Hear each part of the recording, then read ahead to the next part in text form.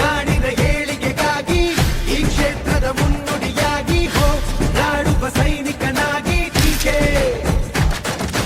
ನೀ ಕನ್ನಡಿಗರ ಪರವಾಗಿ ನೀ ನೊಂದ ಪರಾಧನಿಯಾಗಿ ಈ ನಾಡನ್ನು ಬೆಳಗಲು ಬಂದ ಟೀಕೆ.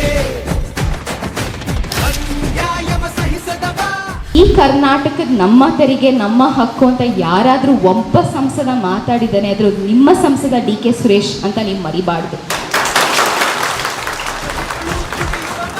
ನಮ್ಮ ಜೊತೆಯಲ್ಲಿ ನಿಲ್ಲುವವ ಅಭಿವೃದ್ಧಿಯ ಹರಿಕಾರ.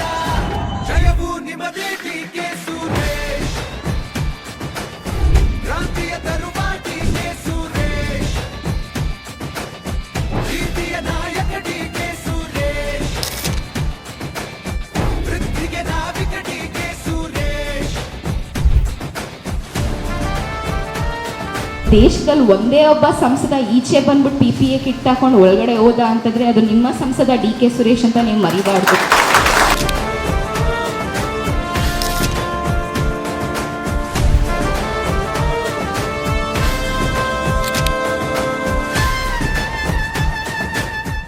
ಯಾರಾದರೂ ಒಬ್ರು MP ಅಲ್ಲಿ ಅವಾರ್ಡ್ ಕೊಟ್ಟಿದ್ದಾರೆ, ಬೆಸ್ಟ್ MP.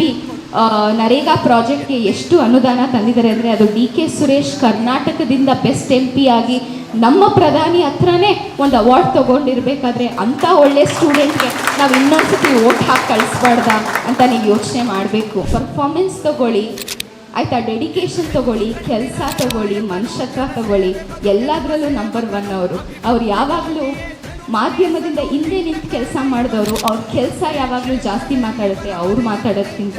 ಅಂಥ ರಾಜಕಾರಣಿಗಳು ನಮಗೂ ಬೇಕು ಜಾಸ್ತಿ. ನೀವು ಇವಾಗ ಟೀಚರ್ ಇದ್ದರೆ ಒಂದು ಒಳ್ಳೆ ಟೀಚರ್ನ ಯಾವತ್ತಾದರೂ ರೀಪ್ಲೇಸ್ ಮಾಡ್ತಾರಾ?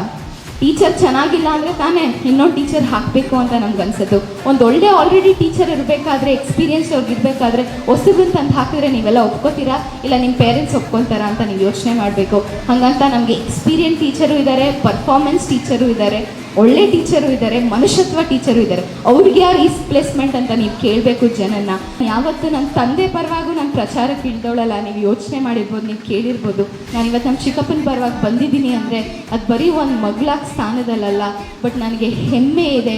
ಅಂಥ ಸಂಸದ ನನ್ನ ಕ್ಷೇತ್ರದಿಂದ ನಾನು ಓಟ್ ಹಾಕೋದ್ರಿಂದ ಅವ್ರು ಸಂಸದಕ್ಕೆ ಹೋಗ್ತಾರೆ ಅಂತ ಆ ಹೆಮ್ಮೆ ನಿಮ್ಮಲ್ಲೂ ಇರಲಿ. ಮಗನು ಎಂದೆಂದೂ ಗೆಲ್ಲಲೇಬೇಕು DK.